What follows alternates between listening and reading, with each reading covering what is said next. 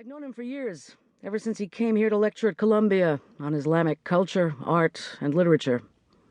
We kept in touch, and God knows I tried to persuade him to move to America before it was too late, but he only laughed at the idea.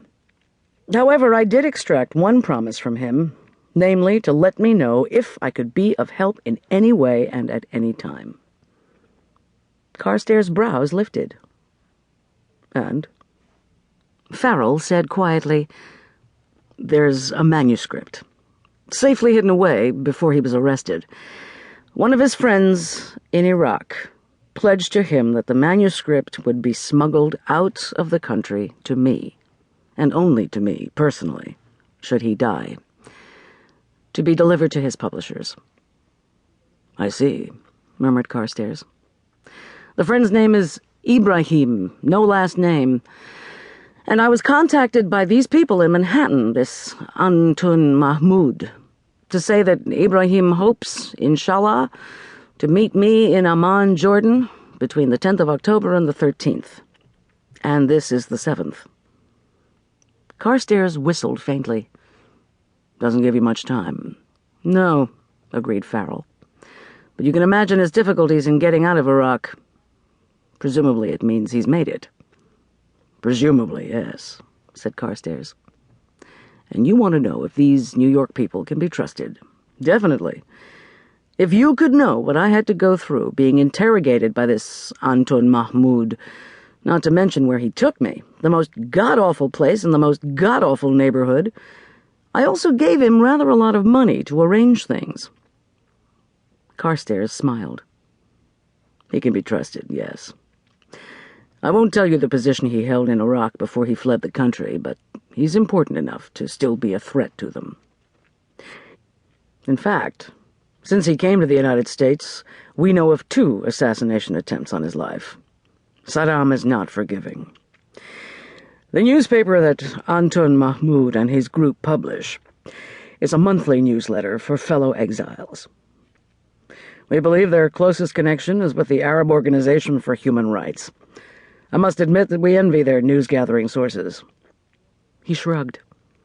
"Once in a while, they feed us information, but they'll have nothing to do with us in general, and we respect their resolve." "Well, that's a relief," said Farrell.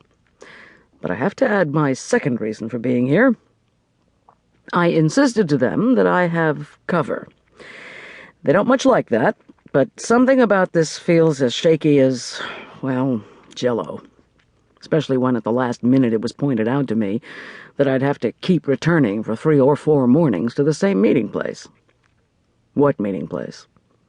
"They'll give me that information tomorrow night. But I mean, if Ibrahim's late, a solitary American tourist hanging around some obscure corner of Amman, damned conspicuous." Watching Carstairs, he said firmly, "I insisted on a companion. An innocent tourist, eminently respectable, a woman, for instance, who wears outrageous hats and knows karate." Carstairs grinned. "I see. Mrs. Pollifax, of course." "Yes, do you mind? I mean, old chap, she does work for you, technically. I'd like to borrow her. If, of course, you can leave with me tomorrow night for Jordan, following that final briefing by Antun." "Jordan," mused Carstairs.